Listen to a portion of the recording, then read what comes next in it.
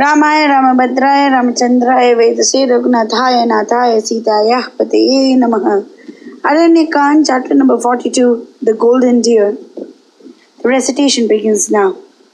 You are sure to kill me out of hand if I go not with you, but the very first glance of Rama would scorch my life breaths.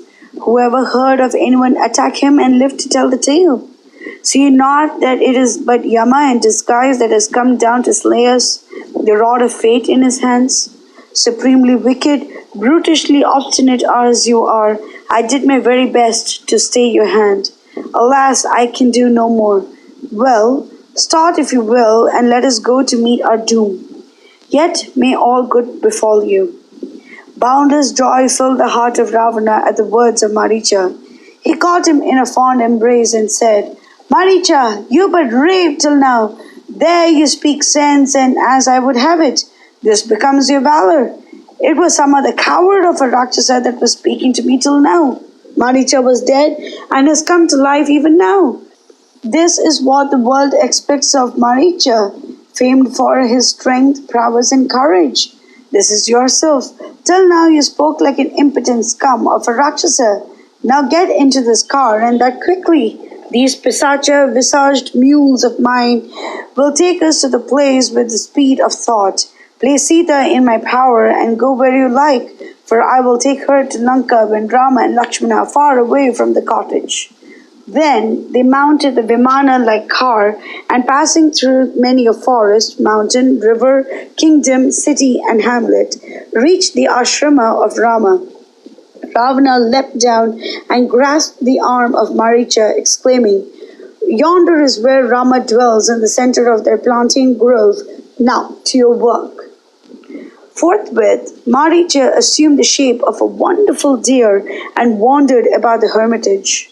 The tips of his horns shone like emeralds. His face was a curious blend of white and black. His mouth was as lovely as a blown lotus. His ears were like the blue lily. His lips and loins were like the kunda flower, or the moon, or the diamonds. His sides took the color of the madhuka flowers.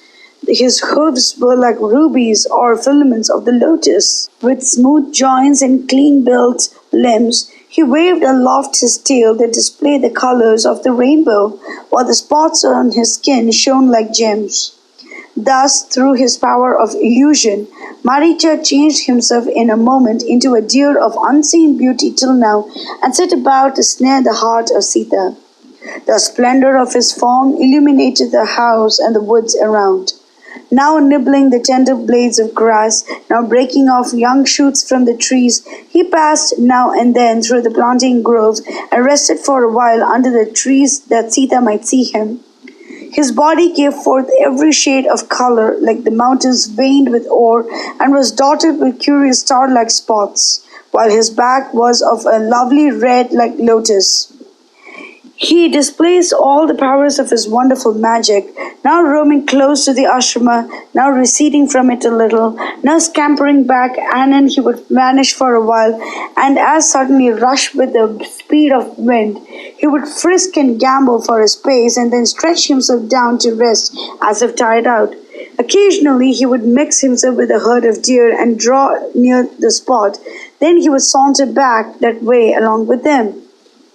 As he roamed here and there, the Rakshasa animal, and cut many a wonderful caper that he might catch the eye of Sita, the other deer approached him, mistaking him for one of themselves. Then his smell warned him that he was a Rakshasa, and they fled away from him in affright. He could hardly resist the temptation to kill them for his dinner as he stood so near, his mouth watered thereat. But he curbed himself by a strong effort and allowed them to escape, as it would betray his disguise and ruin his plans. The fates brought it about that Sita emerged from the cottage soon after and approached the groves of Ashoka and Mango, gathering many a light flower with a lighter heart. This was her first visit to the forest. This was her first taste of danger and its perils.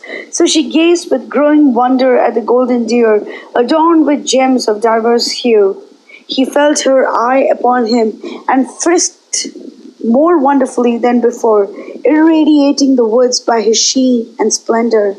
Janaki was all amazed at the sight of the curious creature she had never seen before and could not take her eyes off it.